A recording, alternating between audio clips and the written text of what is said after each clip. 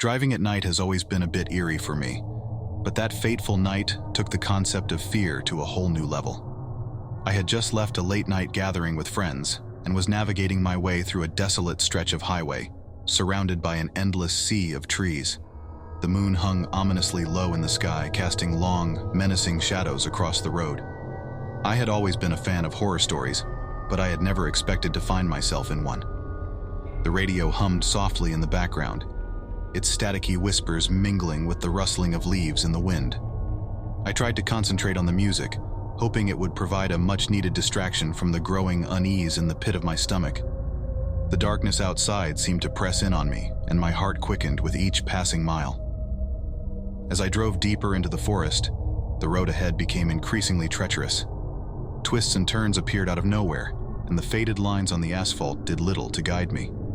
My headlights cut through the inky blackness, revealing only fragments of the road ahead. I was alone in the wilderness, with no other cars in sight.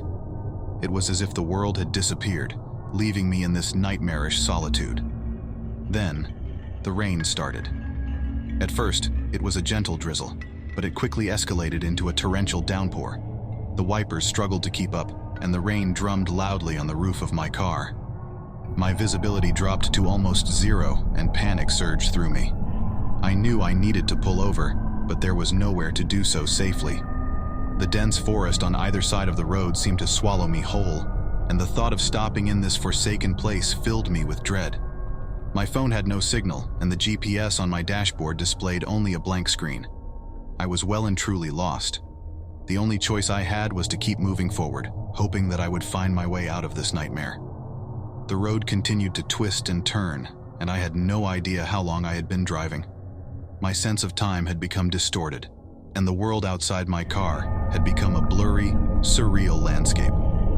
That's when I saw it, a figure standing at the edge of the road. I slammed on the brakes, my heart pounding in my chest. The headlights revealed a tall, shadowy figure in the rain-soaked darkness. It was facing away from me, its head bowed as if in mourning. My mind raced with fear and confusion. Who could be out here in the middle of the night, in the pouring rain? I cautiously rolled down my window and called out, "Hey, are you okay?" There was no response, just the relentless patter of raindrops. I felt a chill run down my spine, and my instincts screamed at me to drive away, to leave this eerie figure behind.